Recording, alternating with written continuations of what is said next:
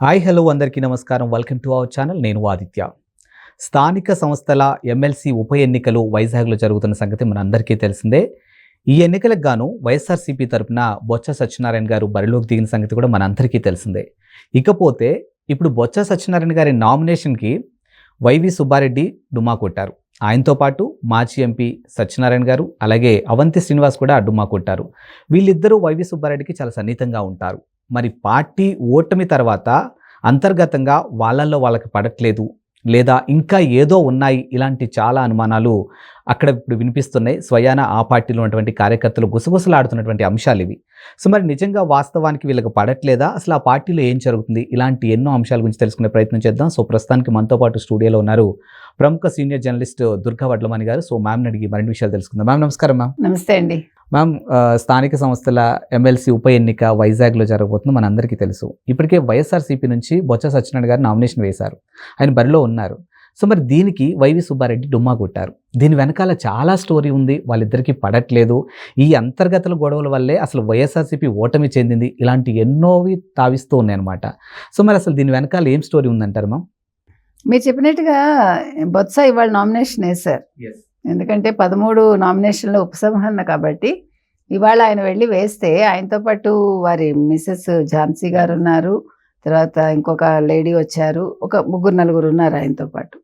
అయితే ముఖ్యంగా రావాల్సిన వైవి సుబ్బారెడ్డి రాలేదు, అవంతి శ్రీనివాస్ రాలేదు, ఎంబీవి సత్యనారాయణ రాలేదు, ముఖ్యమైన 3 రాలేదు. అంటే వైవి సుబ్బారెడ్డికి వాళ్ళిద్దరూ చాలా సన్నిహితులు. సో అదొక రీజన్ కావచ్చు. అసలు వైవి సుబ్బారెడ్డి ఎందుకు రాలేదు?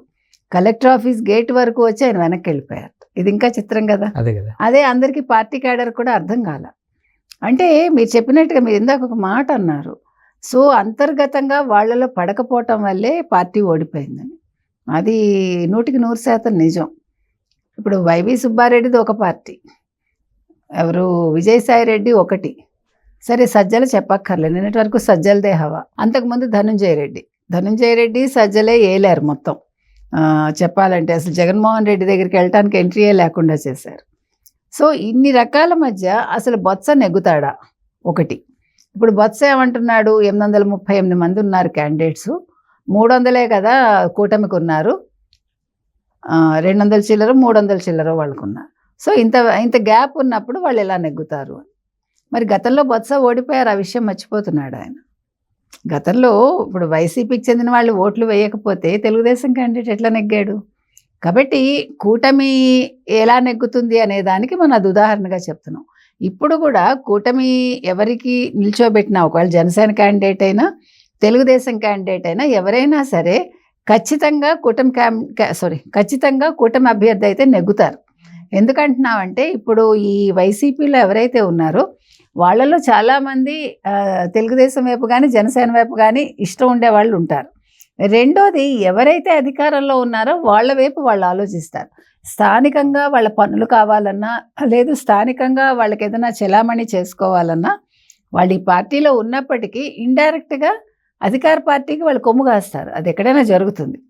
అది మర్చిపోతున్నాడు బొత్స. ఇంకొక పెద్ద విషయం ఏంటంటే ఆయన అన్నది, నాకు జగన్మోహన్ రెడ్డి గారు చెప్పారు కాబట్టి నిల్చున్నాను అన్నాడు. అదొక పాయింట్ అన్నాడు ఆయన. అంటే నీకు స్వతహాగా ఇంట్రెస్ట్ లేదా? అంటే నేను బుజ్జగించి నిల్చోబెట్టారా, నువ్వు ఒక బకరా అయ్యావు అక్కడ అనేది ఒకటి. రెండోది, ఇంకోటి ఏంటన్నాడంటే, మా అభ్యర్థులను అందరినీ తీసుకెళ్ళి మేము అంటే వేరే చోట పెట్టడానికి కారణం వీళ్ళందరికీ దూరంగా ఉంచాలని, అంటే తెలుగుదేశం కూటమికి అన్నట్టు ఇండైరెక్ట్గా చెప్పాడు. వీళ్ళ కుట్రలకి కుతంత్రాలకి వాళ్ళు బలైపోతారని. అంత భయం ఎందుకు? ఇప్పుడు మీరందరూ కూడా చంద్రబాబు నాయుడు మీద పడి ఏడుస్తారు.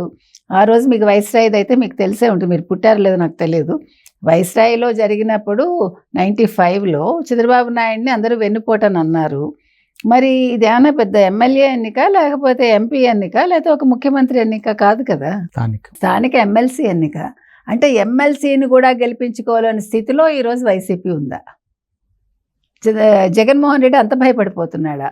ఎందుకంటే అరకు పాడేరు జెడ్పీటీసీ ఎంపీటీసీ వీళ్ళందరినీ పిలిపించుకుని ఆయన మాట్లాడి మీరందరూ కూడా ఓటు వేయాలని చెప్పి, అంటే అంత భయపడుతున్నాడా జగన్మోహన్ రెడ్డి? కనీసం ఒక ఎమ్మెల్సీని గెలిపించుకోలేడా? వీళ్ళందరినీ దాచిపెట్టి బెంగళూరు యలహంక ప్యాలెస్లోనో ఎక్కడో. ఎంత సిగ్గుచేటండి జగన్మోహన్ రెడ్డికి. నేను ముఖ్యమంత్రిని అంటాడు, 5 ఏళ్ళు పాలించానంటాడు. అసలు యాక్చువల్గా 30 ఏళ్ళు నేనే ముఖ్యమంత్రిని అన్నాడు. ఈరోజు ఒక ఎమ్మెల్సీని గెలిపించుకోలేకపోతున్నాడు. ఇప్పుడు ఇది జగన్మోహన్ రెడ్డికి ఎంత మైనస్సో మరి బొత్స కెరీర్కి కూడా అంత మైనస్సే కదా. నువ్వు ఎమ్మెల్సీగా నిల్చోవటం ఒక తప్పు అయితే, నువ్వు ఓడిపోయావు అనుకో, ఏం చేస్తావు అప్పుడు? ఈరోజు బొత్స ఏమంటున్నాడు, కూటమి వాళ్ళు ఒక పారిశ్రామికవేత్తను నిలబెడుతున్నారని తెలిసింది. పారిశ్రామికవేత్తను ఎందుకు నిలబెడతారు, వాళ్ళు ఏం చేస్తారు అంటే, వాళ్ళు స్థానికంగా వాళ్ళ ప్రజలకు ఏం చెప్తారు, ఏ ఉద్దేశంతో పెడుతున్నారు, ఇన్ని ప్రశ్నలు వేశాడు ఆయన. వాళ్ళు ఏ ఉద్దేశంతో పెడితే నీకెందుకు? నువ్వేమైనా దిగొచ్చావా? నువ్వు అసలు ఎన్ని కబ్జాలు చేసావు? అసలు బొత్స అనేవాడు ఎలా గొప్పవాడయ్యాడో అందరికీ తెలుసు. నువ్వు మాట్లాడటమేంటి? పారిశ్రామికవేత్త అయితే మంచిదే కదా, ఇంకా అభివృద్ధి చేస్తాడు ఆయన. సొంత డబ్బు కూడా పెట్టగలడు. అక్రమంగా ఆర్జిస్తే బాధపడాలి, కానీ సక్రమార్జన అయిందనుకోండి మంచిదే కదా. కాబట్టి ఈ బొత్స ఇవాళ ఏదైతే చెప్తున్నాడో అదంతా కూడా ఆయన భయపడి చెప్తున్నాడు అని అనిపిస్తుంది మనకి. వైవి సుబ్బారెడ్డికి ఇప్పుడు ఎటు కాకుండా అయ్యాడు ఆయన. జగన్మోహన్ రెడ్డి అసలు సొంత వాళ్ళే పట్టించుకోవట్లేదు, ఇంక వైవి సుబ్బారెడ్డిని ఏం పట్టించుకుంటాడు? ఇక్కడ మనం ఇంకో పాయింట్ చెప్పాలండి. నిన్ను పట్టించుకోకపోవటం నువ్వు అదృష్టవంతుడు అనుకో వైవి సుబ్బారెడ్డి. ఎందుకంటే మనం వివేకానందని చూసాం, మనం ఏమయ్యాడు ఆయన? అవసరానికి వేసేసాడు కదా. వేసాడో ఏం జరిగిందో మొత్తానికి గొడ్డలపోటు అయితే పడింది, గుండెపోటు కాదని తేలింది. సో ఈరోజు వైవి సుబ్బారెడ్డి చేయాల్సిన పని ఏంటంటే, జగన్మోహన్ రెడ్డికి దూరంగా ఉంటే ఆయన హ్యాపీగా బతకచ్చు. ఎందుకంటే జగన్మోహన్ రెడ్డి ఏం చేస్తాడో ఎవరికీ తెలియదు. అలాగని జగన్మోహన్ రెడ్డి అమాయకుడని మాత్రం ఎవరో అనుకోకూడదు. Thank you ma'am. Thank you.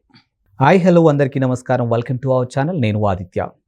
స్థానిక సంస్థల ఎమ్మెల్సీ ఉప ఎన్నికలు వైజాగ్లో జరుగుతున్న సంగతి మన అందరికీ తెలిసిందే. ఈ ఎన్నికలకు గాను వైఎస్ఆర్సీపీ తరపున బొత్స సత్యనారాయణ గారు బరిలోకి దిగిన సంగతి కూడా మన అందరికీ తెలిసిందే. ఇకపోతే ఇప్పుడు బొత్స సత్యనారాయణ గారి నామినేషన్కి వైవి సుబ్బారెడ్డి డుమ్మా కొట్టారు.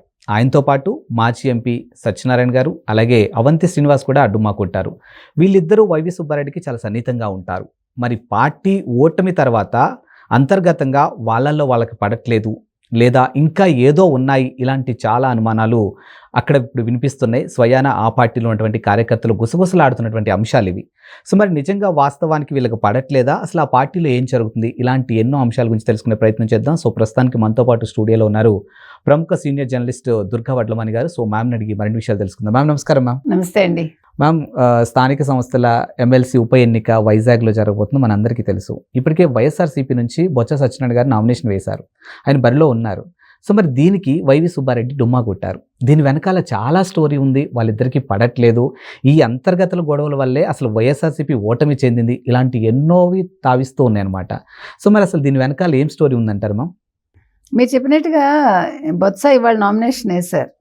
ఎందుకంటే 13 నామినేషన్లో ఉపసంహరణ కాబట్టి ఇవాళ ఆయన వెళ్ళి వేస్తే ఆయనతో పాటు వారి మిసెస్ ఝాన్సీ గారు ఉన్నారు, తర్వాత ఇంకొక లేడీ వచ్చారు, ఒక 3-4 ఉన్నారు ఆయనతో పాటు. అయితే ముఖ్యంగా రావాల్సిన వైవి సుబ్బారెడ్డి రాలేదు, అవంతి శ్రీనివాస్ రాలేదు, ఎంవివి సత్యనారాయణ రాలేదు, ముఖ్యమైన 3 రాలేదు. అంటే వైవి సుబ్బారెడ్డికి వాళ్ళిద్దరూ చాలా సన్నిహితులు. సో అదొక రీజన్ కావచ్చు. అసలు వైవి సుబ్బారెడ్డి ఎందుకు రాలేదు? కలెక్టర్ ఆఫీస్ గేట్ వరకు వచ్చి ఆయన వెనక్కి వెళ్ళిపోయారు. ఇది ఇంకా చిత్రం కదా. అదే అందరికీ పార్టీ క్యాడర్ కూడా అర్థం కాల.